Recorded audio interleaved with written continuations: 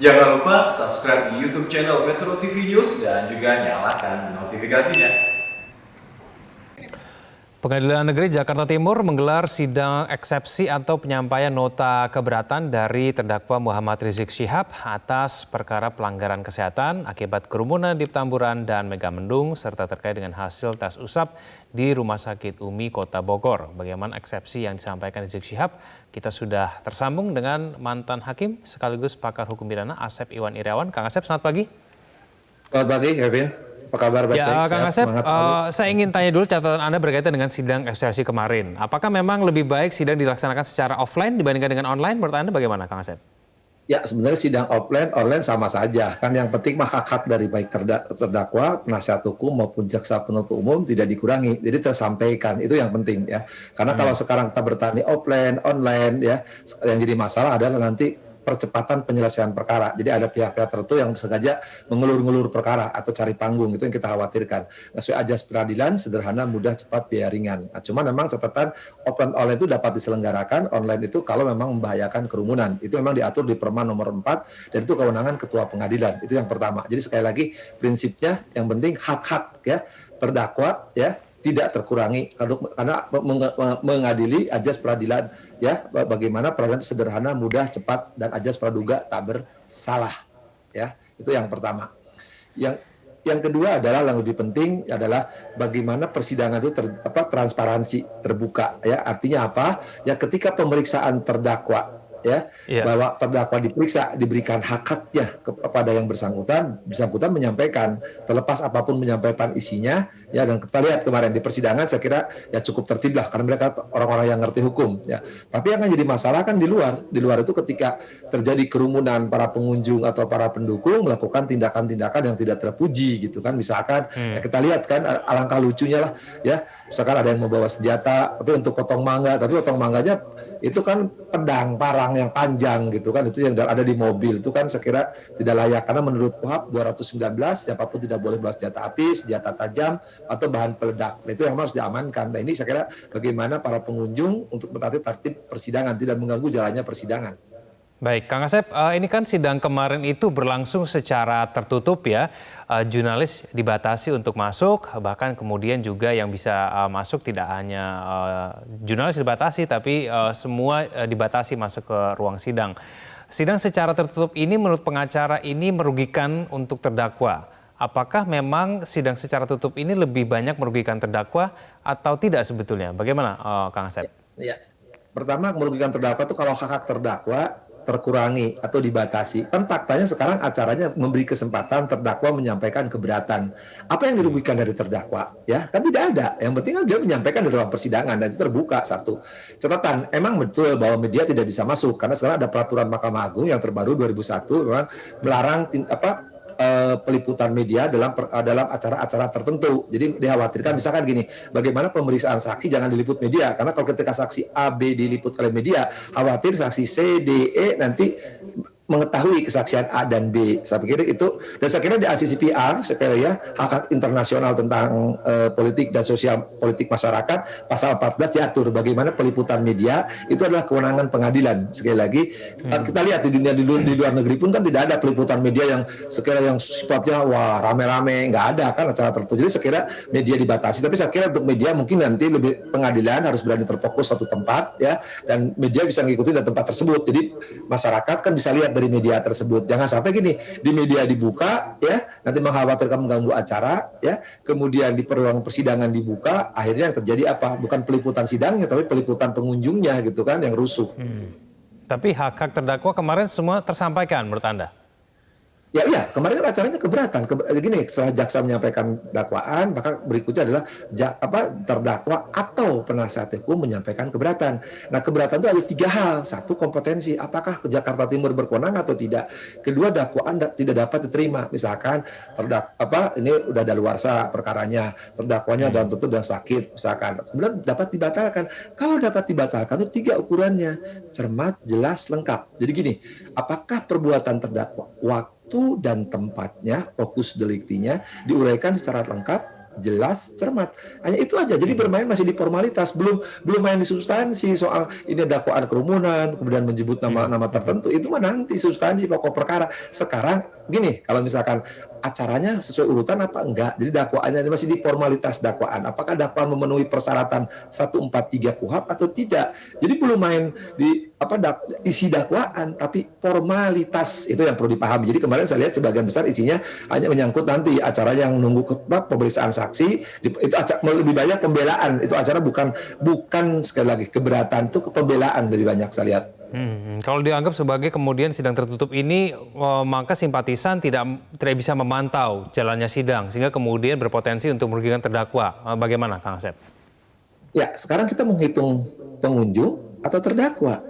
Nah, sekarang kan persidangan terdakwa dampingi penasihat hukum, haknya tersampaikan, tidak terugikan. Nah, sekarang pengunjung kan bisa lihat nanti dari berita semua TV. Katakanlah beberapa TV tidak menyiarkan atau menyiarkan sebagian, tapi kan bisa tanya penasihat hukumnya, tanya keluarganya. Media-media kan banyak sekarang yang ditambahin, yang dikurangin, yang tetap sesuai dengan prosedur, itu ada. Sekarang masalahnya hak pengunjung di mana? Yang penting sidang dinyatakan dibuka dan terbuka untuk umum. Pertanyaan saya, apakah ketika sidang terdakwa siapapun emang harus memenuhi semua kebutuhan publik? Kan enggak. Yang penting di situ ada pihak-pihak disaksikan dan itu terekam semua kan.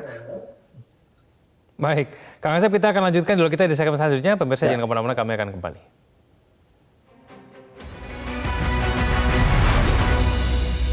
Dia masuk dalam hukum pidana di peradilan pidana, sedangkan saya membuat izin itu hukum administrasi. Ya, hukum administrasi itu artinya bisa membuat diskresi, yaitu kebijakan yang menyimpang karena keperluan untuk saat tertentu, saat terbatas tertentu. Nah, di situ karena Habib Rizik ingin pulang dan sudah menyatakan punya tiket dan sebagainya, lalu saya mewakili pemerintah, silahkan pulang. Selama ini juga tidak ada orang yang menghalangi pulang. Lalu rame-rame orang mau menjemput, saya bilang, silakan jemput. Tetapi satu, jaga protokol kesehatan. Dua, itu diawasi dan diantar oleh polisi sampai ke rumah gitu. Kalau sudah sampai rumah, berarti diskresi sudah selesai. Pelanggaran yang dilakukan setelah pembelian diskresi di dalam hukum administrasi negara itu, pelanggarannya atas keadaan normal, aturan yang normal biasanya, lalu berlaku hukum pidananya seperti yang sekarang. Coba kalau bisa diputar pernyataan saya itu kan dimuat lengkap di mana-mana diskresi itu, bahwa saya mempersyaratkan protokol kesehatan dikawal sampai Petamburan. Sesudah Petamburan sampai Petamburan masih melanggar lagi, itu menjadi hukum pidana namanya. Ya, pemirsa, kembali kita lanjutkan dialog kita masih membahas mengenai sidang eksepsi dari Muhammad Rizik Syihab. Bersama dengan saya ada pakar hukum pidana Kang Asep Iwan Irawan. Kang Asep, sekarang kita bahas mengenai poin-poin eksepsi dari Rizik Syihab ya. Kalau misalnya Rizik Syihab dan bersama kuasa hukumnya menyalahkan Menko Polhukam Mahfud MD begitu ya, sehingga kemudian menyebabkan kerumunan di bandara, apakah ini relevan sebetulnya? Ya, pertama ada ajas hukum ya, nullum delictum nulla poena. Orang boleh dihukum karena ada undang-undangnya. Apakah pernyataan seorang menteri Menko Polhukam itu perbuatan melawan hukum atau tidak? Kan pernyataan dia punya hak dia. Yang penting dia perkataan dia. Apakah melawan hukum tanpa hak sengaja? Kan gak dihukum. Sebagai metode yang menjaga keamanan yang akan datang seorang tokoh, silahkan saja. Itu bukan perbuatan melawan hukum. Sekali lagi, bahkan tidak bisa kena dipidana. Jadi kalau menyangkut-nyangkutkan katakanlah sekali lagi misalkan umpamanya Pak Mahfud salah, ya bukan kewenangan mereka untuk mengatakan. Ada penyidik yang memproses. Tapi saya katakan sejak awal, pernyataan Pak Mahfud itu silakan untuk menjemput ya, dengan memperhatikan prokes. Orang kan nggak salah kalau menjemput. Justru kalau dia melarang jadi masalah juga kan. Jadi pernyataan tadi kalau saya jadi Pak Mahfud, ya yang penting pernyataan saya tidak melawan hukum ya dan tanpa hak. Haknya dia untuk menyatakan demi keamanan. Jadi kalau dikaitkan dengan pernyataan Pak Mahfud, saya kira nggak nyambung. Baik, nggak nyambung. Tapi kalau misalnya memang menyamakan mengenai kasus kerumunan di tempat lain yang kemudian dibiarkan oleh otoritas. Nah ini apple to apple tidak, Kang Asep? Ya, Ya gini, kita perhatikanlah kaitkan dengan pilkada, ada pertemuan orang tertentu. Pilkada kan ada pengawas Bawaslu, ya ada penyelenggaranya KPU, dan mereka yang berhak menindak atau mempersyaratkan atau tidak. Jadi persyaratan itu pernah atau tidak dari KPU atau Bawaslu. Selama KPU Bawaslu penyelenggara pilkada nggak ada masalah, ya nggak ada masalah. Satu. Kedua, ada pertemuan-pertemuan tertentu. Kan berhubungnya sudah dites. Nah sekarang pertanyaannya, ya, nah ketika yang bersangkutan datang dari luar negeri, kan ada aturannya, harus dikarantina, harus diperiksa dan sebagainya. Itu harus dipisahkan. Jadi ketika kerumunan akibat kemudian situasi harus dilihat. Jadi memang nggak apple to apple. Ini memang saya pikir jangan menyamakan satu perkara dengan perkara yang lain. Sekali tadi ujungnya apakah di situ ada perbuatan melawan hukum atau tidak. Nah ketika misalkan pilkada itu kan aturannya di rezim aturan pilkada.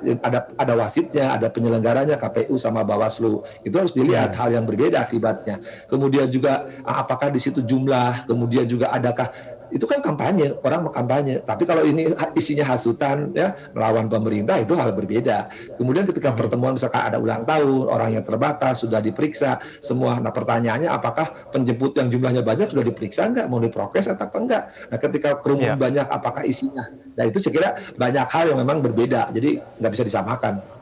Nggak bisa disamakan, baik Kang Asep. Tapi kalau misalnya kerumunan yang terjadi itu bukan atas dasar atas undangan dari Rizik Syihab dan juga kemudian dengan pihak panitia, tidakkah ini kemudian menjadi salah satu poin yang dinyatakan oleh tim kuasa hukumnya? Ini bagaimana Kang Asep?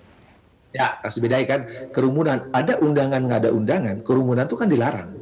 Nah, katakanlah berkerumun, kan misalkan dalam kerumunan itu akan menimbulkan, kan kita sudah tahu prokes itu kan, jaga jarak, gitu kan, sekarang tambah 5M itu kan, jaga kerumunan. Nah, sekarang kan masalahnya, apakah sepenting itu kita harus berkerumun dengan jumlah yang banyak? Data menunjukkan, karena dari akibat kerumunan itu kan, klaster timbul, ada klaster-klaster dari tempat-tempat tertentu itu. Nah, pertanyaannya lagi, apakah ketika tadi kalau dibandingkan dengan yang lain, ya apakah di situ timbul klaster di tempat pertemuan tokoh-tokoh tertentu ada klaster? Kan tidak, berbeda dengan ketika yang didakwakan ini jelas telah menimbulkan klaster gitu kan. Jadi sekali tapi yang paling penting lagi dalam pidana itu nggak dikenal analogi. Oke, baik. Kang Asep, poin lain ini penerapan pasal 160 KUHP ini menurut kuasa hukum tidak bisa diterapkan pada pelanggaran protokol kesehatan. Nah ini bagaimana Kang Asep? Nah, kan harus dikaitkan. Sekali lagi, 160 itu kan isinya ada penghasutan, melawan undang-undang. Nah, suka orang mengaitkan, misalkan, ini tindak pidana khusus di luar KUHP. Nah, mereka lupa. Ini kompetensi pengadilan. Di pengadilan itu, misalkan gini yang paling gampang. Memang nggak boleh umum harus disatukan. Contohnya gini, misalkan si A korupsi, tapi dia juga berbuat merkosa. Ya dua hal berbeda kompetensi. Satu kompetensi peradilan umum, satu kompetensi pengadilan tipikor. Tapi kalau ini kewenangan peradilan umum, boleh dalam bahasa hukumnya dijuntokan. Sedang ada pandemi, dia bikin kerumunan, di situ ada menghasut. Makanya pasalnya berlapis. Makanya kewenangan peradilan umum, pengadilan negeri. Jadi kalau mengatakan tindak pidana khusus, ya ini khusus karena umumnya 160, khususnya ada pasal-pasal karantina wabah menular, ya saya pikir, ya saya nggak tahu ya, pengetahuan saya belajar atau pengalaman sebagai hakim, itu udah biasa. Kalau jaksa mendakwakan itu, ya dari keadaannya adalah kerumunannya, ya pasal karantina wabah menular, kemudian pasal di dalam itu juga ternyata ada penghasutan, ya ada melanggar undang-undang, ya itu hal yang biasa dakwaan kayak begitu. Tapi PN Jaktim ini berwenang tidak untuk menggelar persidangan dengan kasus yang ada di Megamendung, Kang Asep? Ya, gini, ini kan ada tindak pidana beberapa tempat. Nah, ketika ada beberapa tempat, supaya aja sederhana, mudah, cepat, biaya ringan, maka Mahkamah Agung menetapkan di salah satu tempat pengadilan itu dengan pertimbangan kepentingan pemeriksaan. Kedua adalah saksi-saksi yang lebih berdekatan lebih banyak. Jadi, ketika Mahkamah Agung menetapkan persidangannya memang harusnya ada di Bogor, ada di mana, kan kalau katakanlah tindak pidana ada 5 tempat kan kasihan harus satu lagi. Nah, disatukanlah karena satu sama lain berhubungan. Ya, sesuai aja sederhana, mudah, biaya ringan dan cepat tadi. Dan itu ada penetapan dari Mahkamah Agung. Jadi itu berwenang Pengadilan Jakarta Timur. Baik, Kang Asep, ini mengenai delik pidana umum dan juga delik khusus yang juga dicantumkan dalam eksepsi. Tidak bisa disatukan. Nah ini seperti apa kemudian tanggapannya, Kang Asep? Ya, tadi saya katakan tadi kan bahwa delik pidana umum dan khusus ya memang tidak disatukan untuk perkara tertentu. Tadi kasih saya contoh, ya misalkan tindak pidana perikanan, itu kewenangan pengadilan perikanan, nggak bisa digabungkan dengan tindak pidana perkosaan, sama yang paling gampang.